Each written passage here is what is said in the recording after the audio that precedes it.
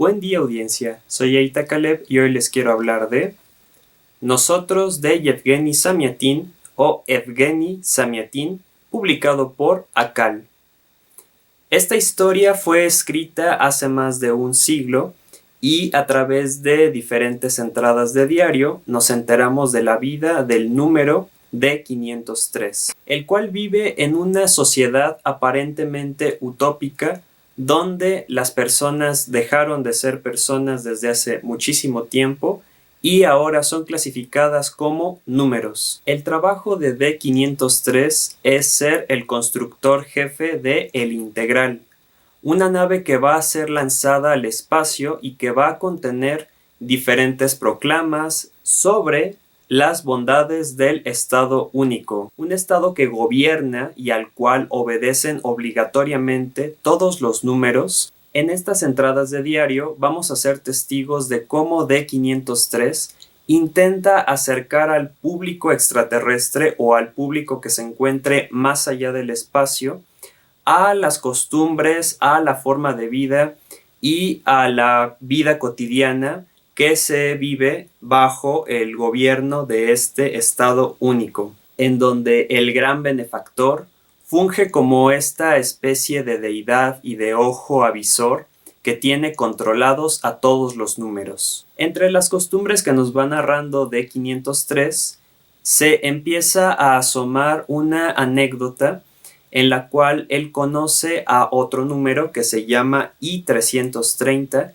quien poco a poco va a empezarle a abrir los ojos a una realidad que él ignoraba. Aquí es donde las ideas que tenía D503 sobre la lógica, los números y todo el orden matemático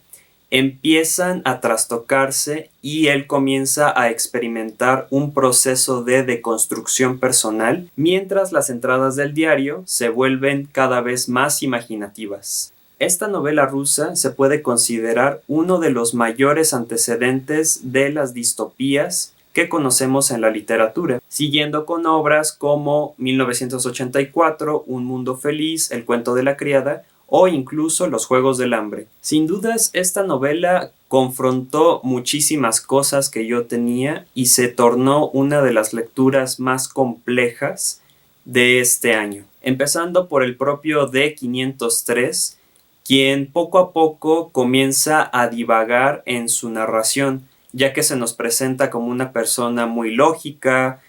rayando en el perfeccionismo, y que siempre le busca dar una solución matemática a todos los problemas y a todas sus necesidades, y que responde a un estado único donde la perfección y el ajuste es adecuarse a las reglas, y estas reglas llevan a una felicidad aparente donde todo mundo está conviviendo en armonía, alejado de un muro verde, el cual hace la diferencia entre la mega ciudad y la naturaleza que poco a poco está queriendo reclamar su camino. Algo que quiero rescatar muchísimo es que en varios puntos las ilustraciones de Tavo Montañez hacen que el mundo de Yevgeny Zamyatin cobre vida con estas visiones futuristas que nos recuerdan un poco a Metrópolis, un poco a Brasil e incluso un poquitito a BioShock, donde las descripciones están a la orden del día en seleccionados momentos que ayudan a construir aún más el mundo de esta sociedad distópica, siendo la narración el punto flojo que encuentro en toda esta distopía, puesto que en ese tiempo, estamos hablando de 1920, 21, 22, no había como tal un seguimiento en cuanto al desarrollo de personajes y a la progresión de la historia, de manera que los eventos que nos están narrando son muy sesgados. Es decir, las notas que este D503 está escribiendo en algún momento terminan con un evento que no tiene conexión con la entrada siguiente. Así que hay diferentes huecos en muchas partes de la historia y a veces es necesario regresar para recapitular en dónde se quedó el personaje. Zamyatin a veces da la impresión de que no sabía cuándo iba a terminar su novela o que tal vez podría quedar inconclusa en algún punto, porque para esto él era perseguido, no se podían publicar muchos de sus trabajos, tenía opiniones en contra del gobierno en turno, así que teniendo ese contexto histórico, había mucha persecución y por lo tanto no había un proceso creativo continuo. Así que en algunas partes se lee como si ya quisiera terminar la novela en este capítulo, pero resulta que hay un pequeño Deus ex machina y continúa en el que sigue. Y de esta manera se ignoran los acontecimientos anteriores. Algo que me parece que le juega mucho en contra porque a veces el estado único puede ser completamente controlador, completamente abusivo y sumamente vigilante, y hay otras ocasiones en las cuales parece que el estado único está medio ciego y hace caso omiso a las acciones de D503, lo que me lleva a preguntar, si están tan controladas las masas, si están tan controlados estos números que viven ahí, ¿por qué no ejecutar las órdenes y por qué no ejecutar los castigos de una manera más ultra vigilada? Porque esto sí, y es en donde se le tiene que reconocer el avance y la predicción que hizo Samiatin, es que esta sociedad empezó a utilizar armas nucleares como castigo. Y medio por ahí coquetea con la idea de una cámara de gas. Algo que no me terminó de convencer en la narrativa de Samiatin fueron estas interrupciones de ritmo en cuanto a su narrativa, ya que en ocasiones el autor parece desaturar los detalles de por sí el monólogo extenso donde nos habla de 503 en cada una de sus notas, entregándonos estas reflexiones de D503, pero tampoco conociendo los otros diálogos de ciertos personajes.